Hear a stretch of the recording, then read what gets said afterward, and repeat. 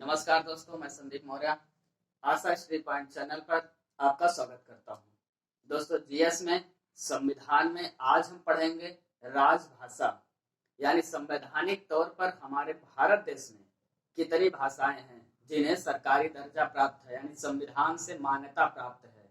आज हम उनके बारे में और भारत में कब कब कौन सी भाषाएं जोड़ी गई, पहले कितनी थी, बाद में कितनी हैं और अभी वर्तमान में कितनी हो चुकी हैं, क्या कार्य है, कौन सी राजभाषा है, कौन सी देश के लिए है, कार्यकारी भाषा और राज्यों की भाषा, उन पर आज पूरी चर्चा करेंगे।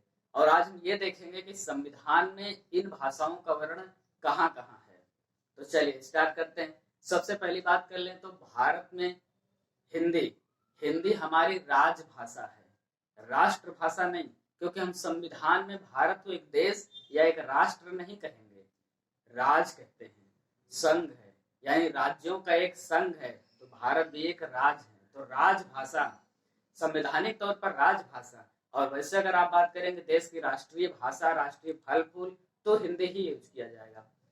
तो राजभाषा की बात करें हिंदी, तो चलिए शुरू करते हैं, देखते हैं संविधान में इसका वर्णन कहाँ है, क्या क्या जरूरतें हैं, कैसे कैसे इसका विकास हुआ। तो आज का हमारा टॉपिक राजभाषा शुरू करते हैं।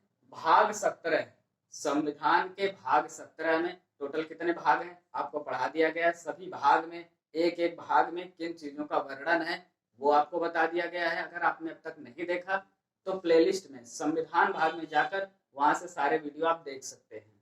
चलिए, भाग 17 की 8वीं अनुसूची, 17वें भाग की 8वीं अनुसूची में भारत में यानी संविधान तौर पे, संवैधानिक तौर पे टोटल 22 भाषाओं का वर्णन है। आज की बात करें हम वर्तमान में, तो भारत में 22 भाषाओं को मान्यता दी गई और वो कहाँ है, भाग 17 के 8वीं अनुसूची में। चलिए देखते हैं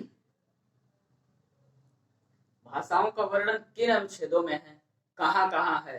तो देखते हैं राजभाषा और उससे जुड़े सारे तथ्य, अनुच्छेद 343, 343 से 351, अनुच्छेद 343 से 351 भाषाओं से जुड़े सारे ब्यौरे हमें बताते हैं संवैधानिक तौर पर किन भाषाओं का क्या महत्व है। चलिए आगे बढ़े हम। अगर देखते हैं आगे, हिंदी हमारी राजभाषा, बातचीत की भाषा हिंदी होगी, और लिखी यानी हमारी लिपि जिसे हम लिखेंगे, रिटन भाषा देवनागरी लिपि होगी। इन चीजों का ब्यौरा अनुच्छेद 343(1) यानी अनुच्छेद 343(1) के तहत भाषा हमारी बोलचाल की भाषा, देश यानी भारत की भाषा, राजभाषा हिंदी, और लिखित यानी हमारे लिखने की पद्धति, लिपि देवनागरी होगी। वेरी इंपॉर्टेंट तौर पे इसे याद करेंगे आप इन दोनों के लिए। आगे देखते हैं, 14 सितंबर 1949 को संविधान सभा ने, समय लिखा है 14 सितंबर 1949 को संविधान सभा में हिंदी को राजभाषा का दर्जा दिया, यानी हमने उसे राजभाषा के तौर पर मान्यता दिया। तो उस दिन से यानी 14 सितंबर वाली तारीख को हम हिंदी दिवस मनाते हैं। हर वर्ष हिंदी दिवस 14 सितंबर को मनाया जाता है। कारण क्या है वो आप देखिए, हिंदी को राजभाषा बनाया गया 14 सितंबर 1949 को। यहाँ से दो इंपॉर्टेंट क्वेश्चन बनते हैं। आगे देखते हैं मूल संविधान में। अब हम बात कर लेते हैं कि पहले जब संविधान बनकर तैयार हुआ तब क्या सिचुएशन थी, और वर्तमान के तो हम देख ही रहे हैं। चलिए, तो मूल संविधान में टोटल 14 भाषाएं थी। जरूरत के हिसाब से समय समय पर भाषाएं बढ़ाई गई, तो मूल संविधान में 14 भाषाएं थी। 1967 1967 में एक भाषा जोड़ी गई, सिंधी भाषा जोड़ी गई। कब? 1967 में एक बार एक भाषा यहाँ जोड़ी गई। फिर समय के साथ साथ मांग हुई और भाषाओं के लिए 71वां संशोधन, संविधान का 71 यानी 71वां संशोधन 1992 में तीन भाषाएं जोड़ी गई। कौन सी? कोंकणी, मणिपुरी, नेपाली। मणिपुर, कोंकणी, नेपाली, इन तीनों भाषाओं को कब जोड़ा गया? 1992 में। संशोधन का नाम देखें, 71वां संशोधन है। नेक्स्ट देखते हैं फिर क्या हुआ। अब तक 14 मूल भाषा, एक 15 हो चुकी है, 3 और जोड़ चुके हैं, कितने हो गए 18 भाषाएं। आगे देखें 92वां संशोधन, 92वां संशोधन यानी 92वां संशोधन कब हुआ 2004 में।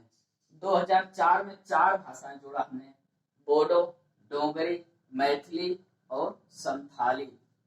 4 भाषाएं एक साथ जोड़ी गई कब 2004 में, बोडो, डोगरी, मैथिली, संथाली।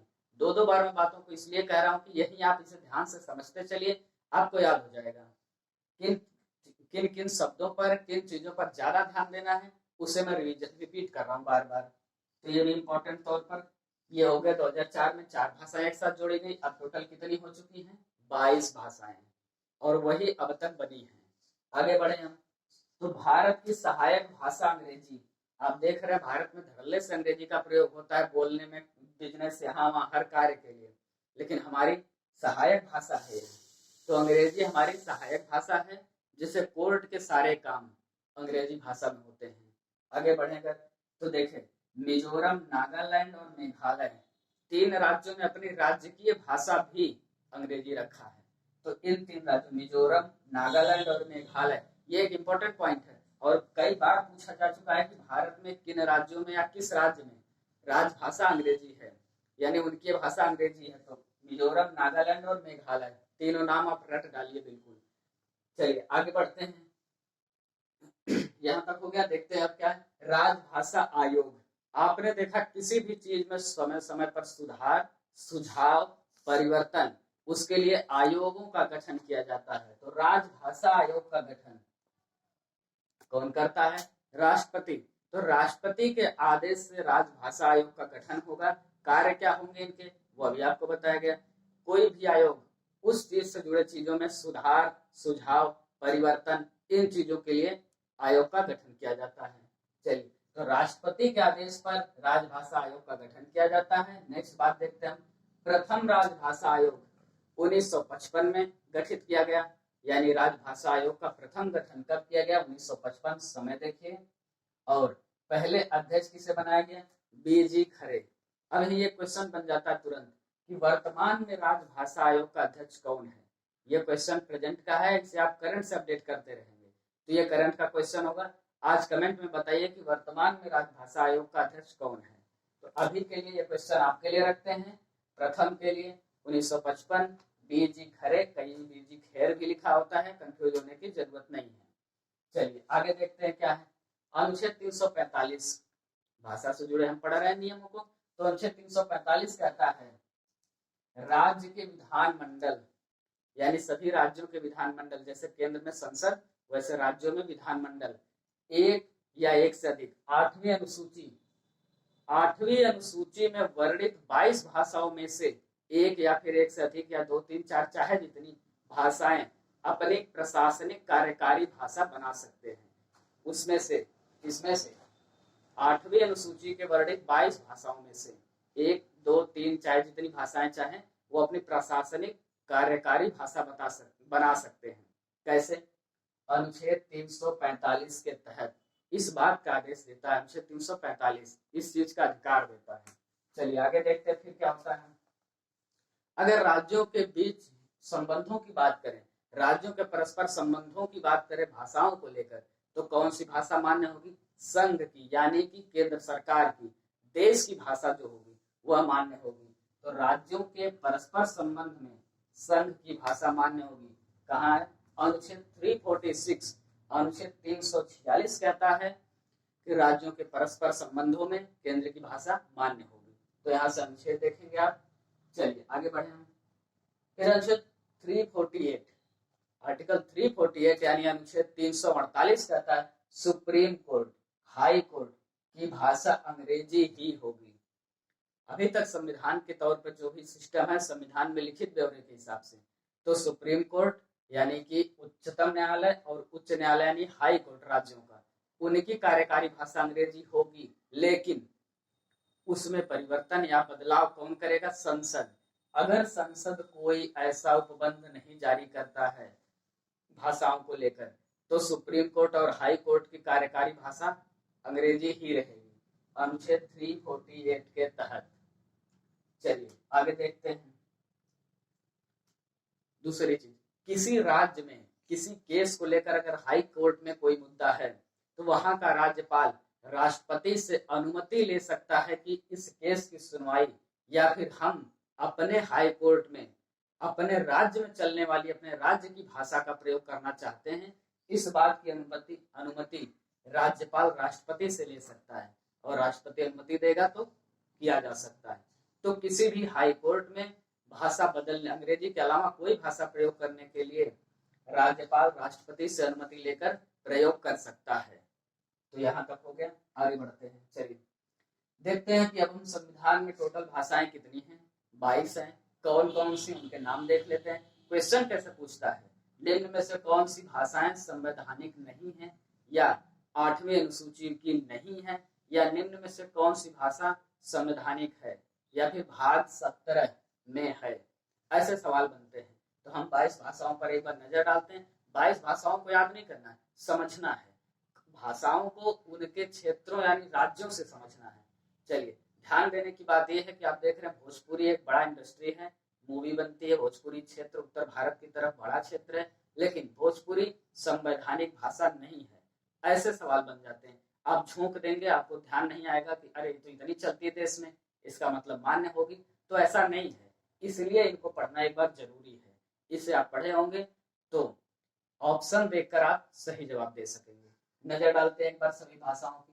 असमिया भाषा, यहाँ से आप असम की ओर ध्यान देंगे। राज्यों से असम, असमिया भाषा से कहाँ है, पूर्वोत्तर भारत, पूर्वी भारत में।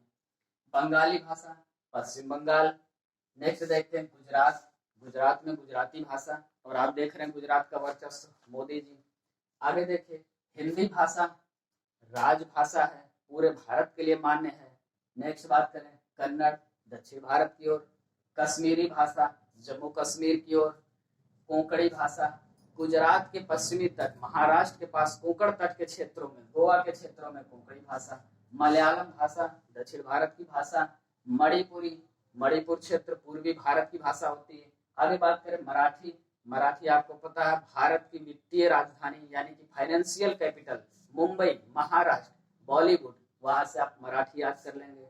आगे बात करते हैं नेपाली, नेपाल भारत से बाहर का देश है, तो ये तो एक बाहरी भाषा हो गई, बाहरी देश से। अब नेपाल से सटे क्षेत्रों में भारत की भी जनता नेपाली बोलती है, और नेपाल में आना जाना हमारा व्यापारिक सिस्टम सब सही रहे, इसलिए हमने नेपाली भाषा को भी मान्यता दिया।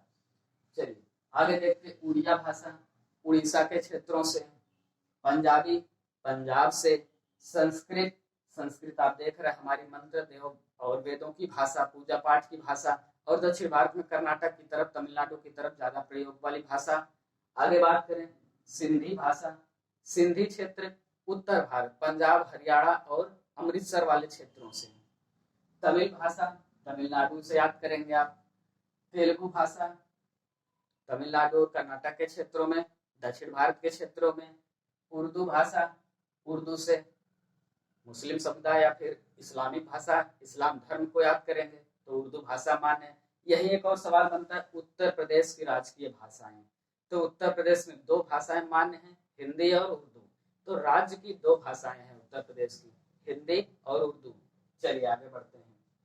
मैथिली भाषा, संथाली, ये जो 4 भाषाएं बाद की जोड़ी गई जिनका वर्णन अभी आपने देखा, डोगरी और बोडो। तो ये टोटल हो गई 22 भाषाएं। 22 भाषाओं का वर्णन इस पूरे संविधान में। तो आज वीडियो में हमने पढ़ा पूरी भाषाओं का वर्णन, और आज का वीडियो यही रखते हैं।